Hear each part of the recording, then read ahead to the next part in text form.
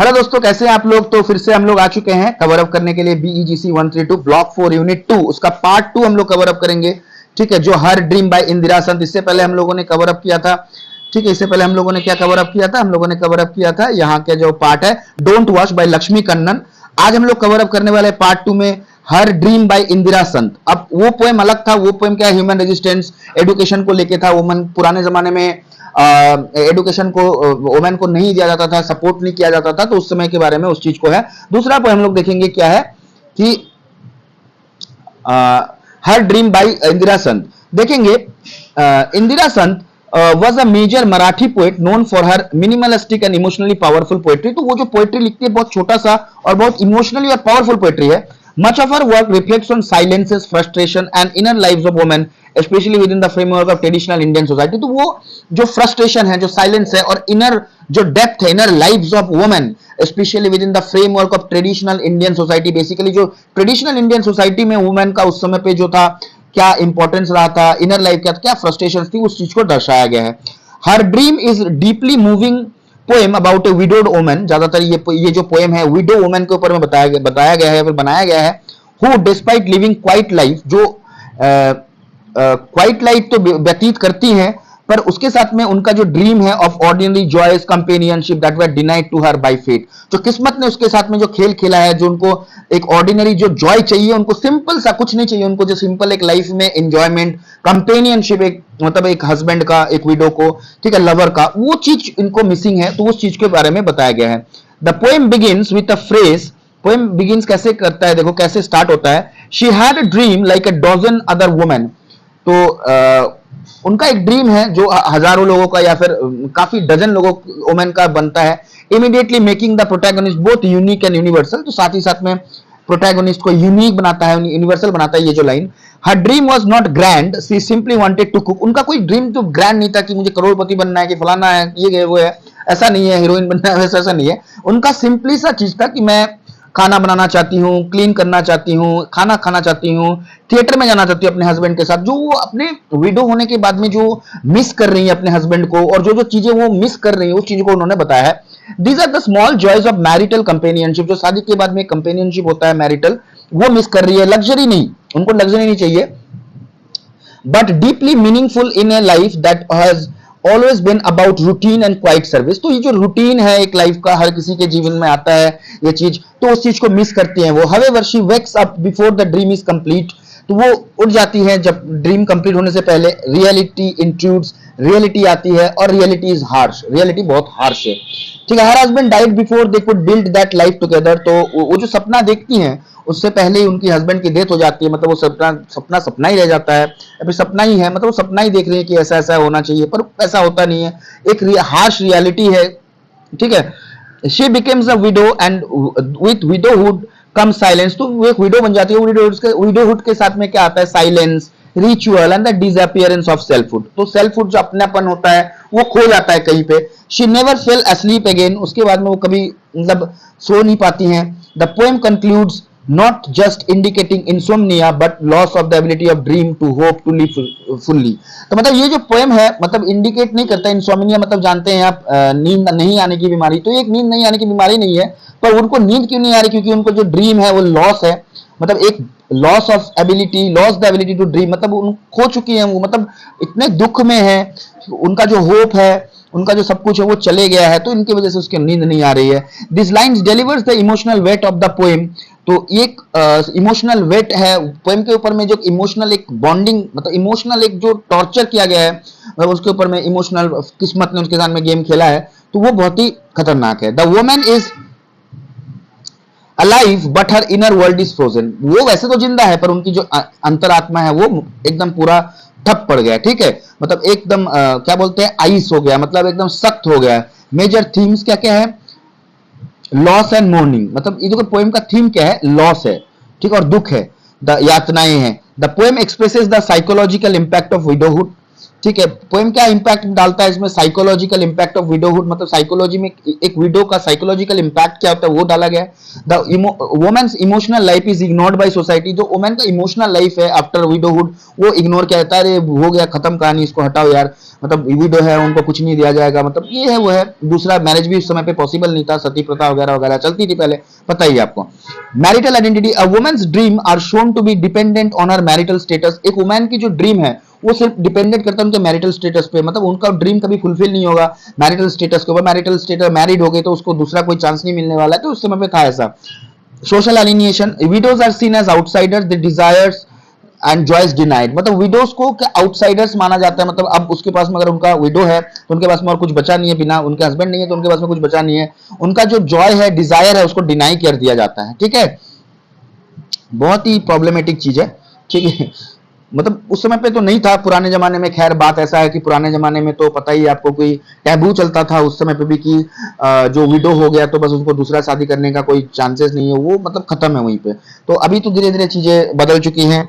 ठीक है, बदलना भी चाहिए क्योंकि हर किसी को जीने का हक तो है भाई, है ना। पर अगर कोई जैसा कोई किसी में अच्छा सा बॉन्डिंग है, मतलब तो वो अलग बात है कि कोई अगर अच्छे से बॉन्डिंग रखता है तो वो कोई कभी कभी नहीं भी होता। जैसे हमने काफी सारे मूवीज भी हैं, जैसे शेरशाह मूवी में देखा, ठीक है, उनकी जो वाइफ थी या फिर मतलब जो लवर थी, उन्होंने शादी भी नहीं की, ठीक है, डिम्पल जी जिसका नाम था, ठीक है, कैप्टन विक्रम बत्रा का कहानी है इंडियन आर्मी का, वो देख सकते हैं आप। तो उसमें कह सकते हैं कि हाँ एक बॉन्डिंग है, लव है, तो उसमें माना जाता है कि अलग बात है। ठीक है, तो बाकी तो टैबू के हिसाब से देखेंगे तो गलत है। डिस्पाइट बीइंग स्टाइलिस्टिकली डिफरेंट, दोनों का पोएम का डिफरेंट स्टाइल डिफरेंट है। Both poems are deeply feminist in their content, दोनों पोएम एक फेमिनिस्ट अप्रोच है। ठीक है, they explore the invisibility, erasure and emotional depth of women's life.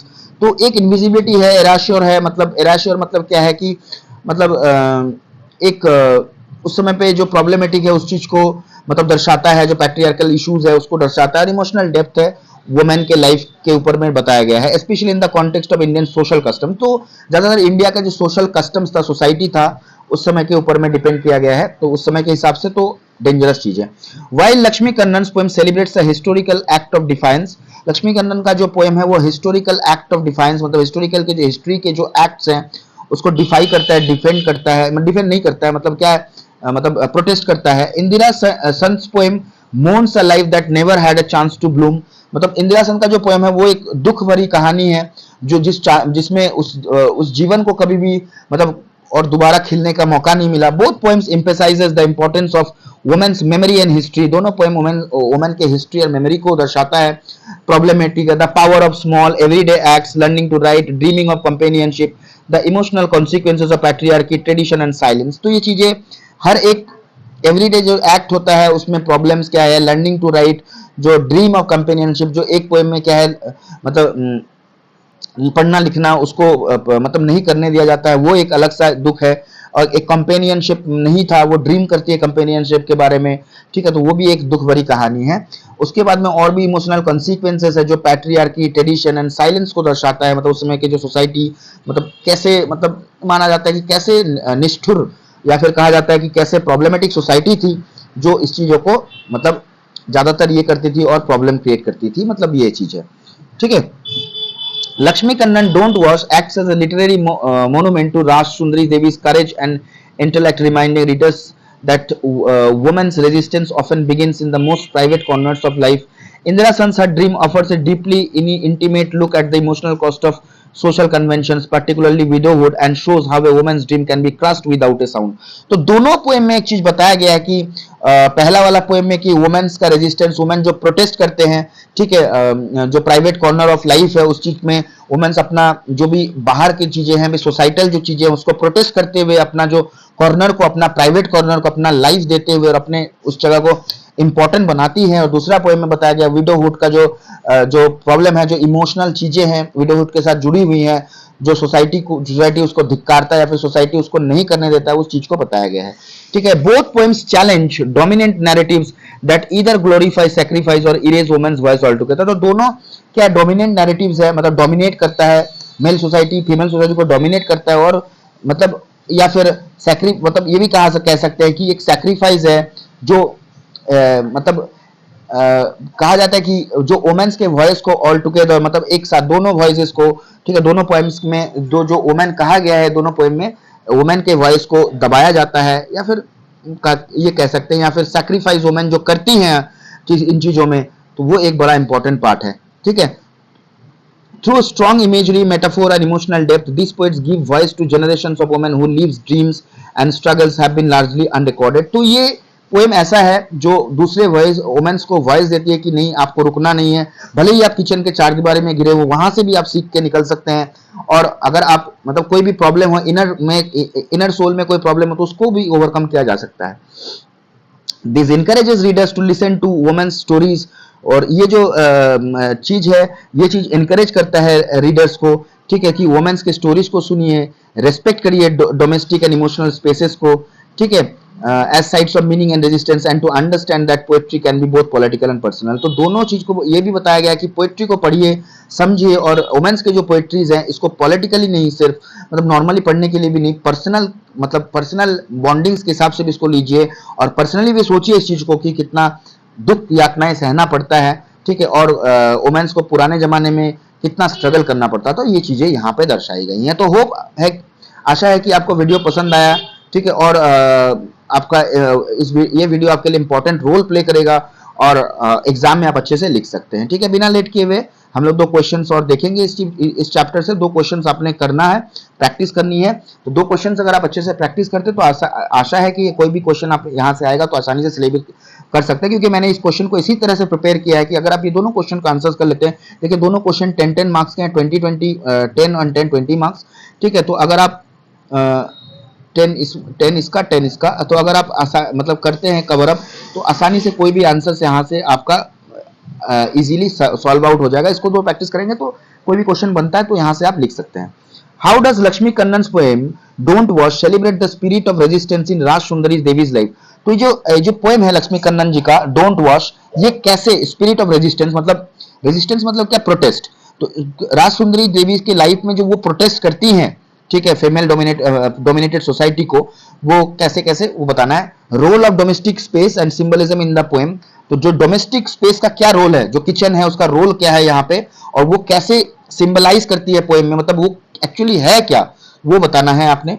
Analyse the theme of widowhood in Neera Sant's her dream, तो widowhood का जो theme है, मतलब विडोहुड है क्या, क्या क्या प्रॉब्लम वहां पे झेलना पड़ा, वो एक्चुअली है क्या वो चीज, वो बताना है आपने।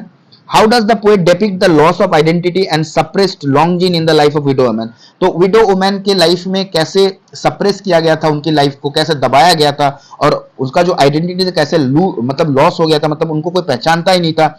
आफ्टर विडो क्यों नहीं लोग पहचानते हैं, क्या प्रॉब्लम हुई थी उस समय में, तो वो चीज को आपको डिस्कस करना है। तो वो आशा है कि वीडियो आपको पसंद आया, ठीक है। अगर वीडियो पसंद आए तो प्लीज कमेंट करिएगा, लाइक कीजिएगा, दोस्तों के साथ शेयर कीजिएगा, सब्सक्राइब करना मत भूलिएगा। जो भी नए व्यूअर्स आ रहे हैं प्लीज सब्सक्राइब कर दीजिए चैनल को। अगर एक सब्सक्रिप्शन बटन दबा देते हैं तो मुझे बहुत ज्यादा मोटिवेशन मिलती है यार। मोटिवेशन की वजह से मैं और भी लेक्चर्स लाने वाला हूँ, और अच्छे से लेक्चर्स, और जो भी इंपॉर्टेंट लेक्चर्स मैं लाने वाला हूँ हर एक सब्जेक्ट का। इसके बाद सोशियोलॉजी को भी लेक्चर्स आने वाले हैं, एमएजी की लेक्चर्स आने वाली है, छोटे ग्रामर के टॉपिक्स भी आने वाले हैं, जो कि आपके बेगला कोर्स वगैरह में हेल्प मदद मिल जाएगी। ईवीएस के कोर्स भी आने वाले हैं, पॉइंट टू पॉइंट, जो कि पास के कोर्स हैं, वो भी मैं लाने वाला हूं। तो इसके लिए आपका मोटिवेशन बहुत जरूरी है, बने रहिए हमारे साथ। इग्नो अकेडमी को सब्सक्राइब जरूर कीजिए, और फेसबुक का पेज उसमें चले जाइए, वहां पे मैं तो अगर आप लोग नहीं आएंगे वहां पे और जुड़ेंगे नहीं, ठीक है, फॉलो नहीं करेंगे पेज को, तो मैं कैसे समझूंगा कि आप लोग मेरे से जुड़े हैं। तो फॉलो कीजिए पेज को, वहां पे मैं पीडीएफ डालता रहूंगा, क्वेश्चंस डालता रहूंगा, प्लीज आते रहिए,